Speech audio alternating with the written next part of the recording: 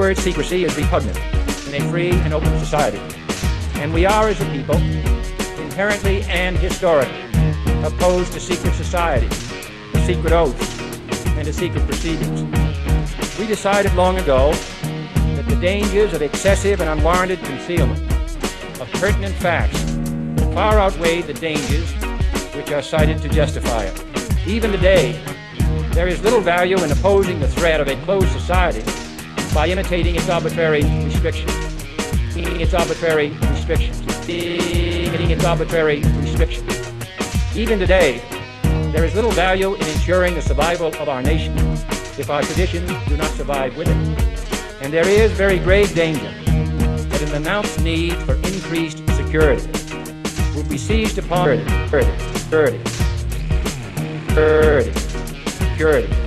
security will be seized upon by those anxious to expand its meaning to the very limits of official censorship and concealment. Censorship and concealment. As an excuse to censor the news, to stifle dissent, to cover up our mistakes,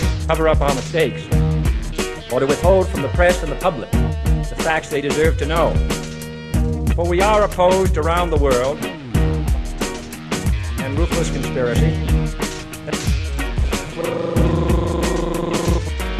conspiracy that relies primarily on, for we are opposed by a monolithic and ruthless conspiracy that relies primarily on covert means for expanding its sphere of influence, on infiltration instead of invasion, on subversion instead of election,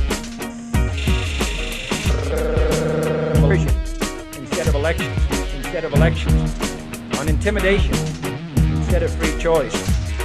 Free choice. It is a system which has conscripted vast human and material resources into the building of a tightly knit, highly efficient machine. This administration intends to be candid about its errors. For as a wise man once said, an error doesn't become a mistake until you refuse to correct it.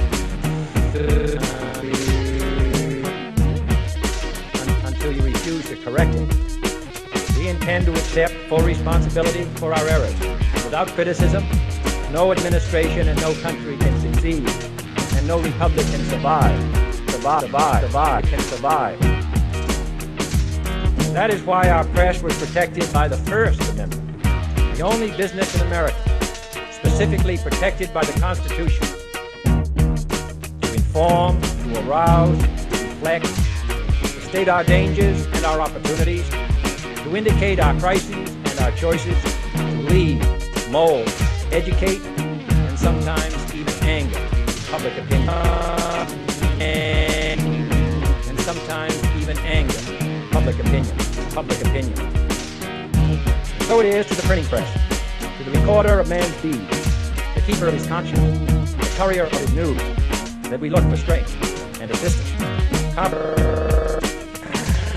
The courier of his news, that we look for strength and assistance, confident that with your help, man will be what he was born to be, free and independent. Man will be what he was born to be, free and independent. Free and independent.